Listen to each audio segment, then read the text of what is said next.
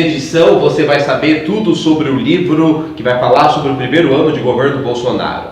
A autora reúne as principais decisões da administração, as relações com o Congresso, as participações em fóruns internacionais e crises agudas. Ao lembrar esses episódios, Thaís Oyama esmiuça os jogos de poder nos bastidores, invariavelmente repletos de intrigas.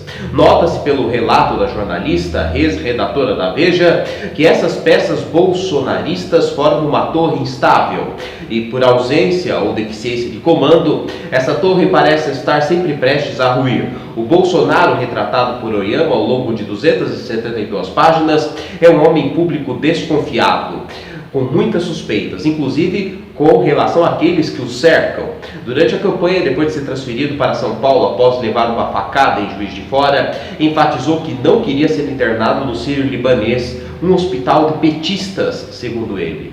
Foi conduzido então para o Albert Einstein. Também em meio à corrida eleitoral, desistiu de convidar Janaína Pascoal, hoje deputada estadual pelo PSL em São Paulo, para compor sua chapa como vice. Essa mulher vai pedir meu impeachment, disse à época, de acordo com Oyama.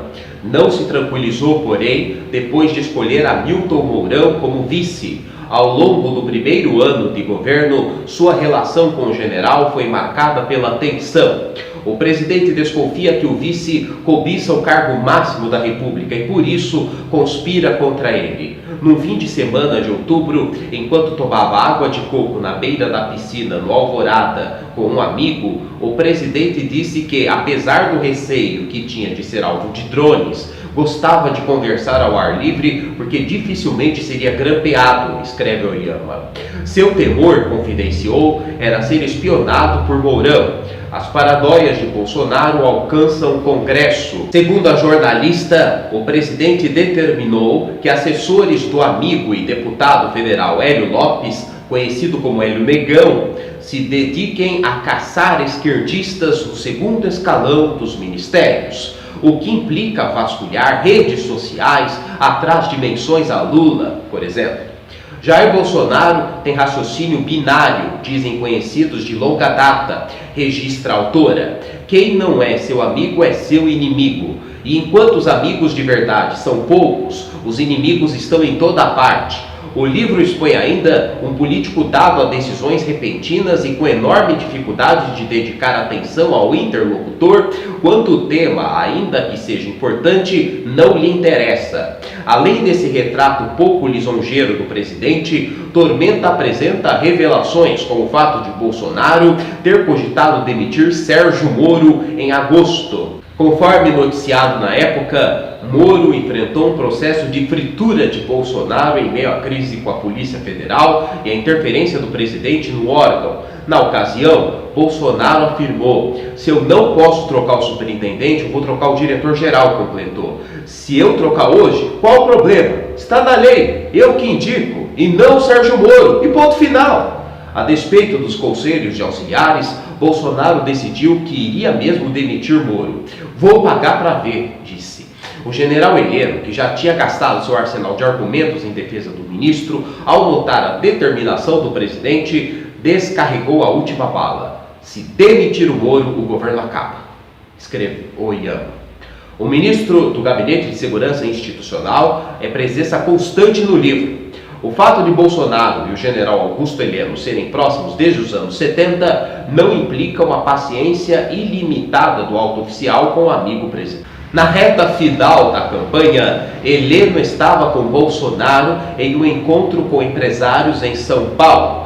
Num intervalo dessa reunião, Heleno se afastou de todos e, sem saber que estava sendo gravado, disse ao celular: "O cara não sabe nada, pô, é um despreparado."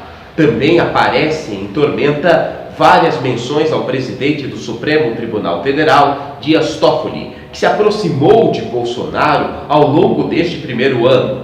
De acordo com a jornalista, durante encontros reservados, ocorridos em setembro de 2019, o ministro do STF disse que o movimento golpista havia sido articulado por Mourão e outros generais meses antes. Nessas ocasiões, Toffoli também falou que agiu para abortar a quartelada e avisou Bolsonaro que tomou suas medidas. A autora tentou ouvir Toffoli sobre esse episódio, mas ele não se manifestou.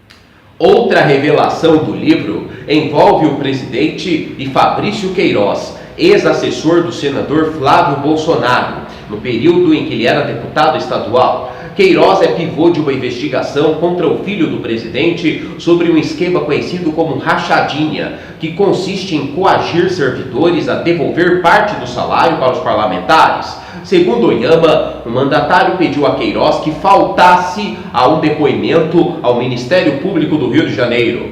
De acordo com o livro, 2 dias antes da data estabelecida para o depoimento, Bolsonaro mandou abortar a Operação Queiroz. Não deveria mais comparecer ao interrogatório. O presidente eleito fora convencido por um advogado amigo que a melhor estratégia para abafar a história era tirar Queiroz e o Ministério Público Estadual do cenário e, por meio do foro privilegiado de Flávio, jogar o caso para o STF, onde poderiam resolvê-lo de outra maneira. O nome do advogado amigo era Frederic Wassef.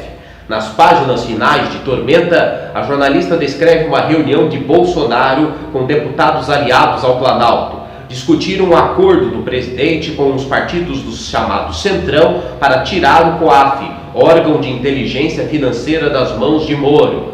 Os parlamentares reclamaram com veemência do acerto, em nada condizente com o que anunciavam como nova política, e Carla Zambelli saiu da sala aos prantos. O presidente não se comoveu.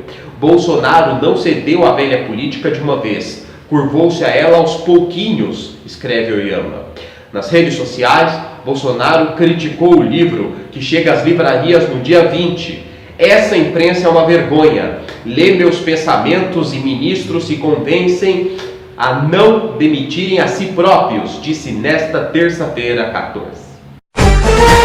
Obrigado pela audiência. Nós voltamos amanhã, se Deus quiser. Samara Queiroz, a nova fisioterapeuta de Itapeva. Telefone 15 99848 6024.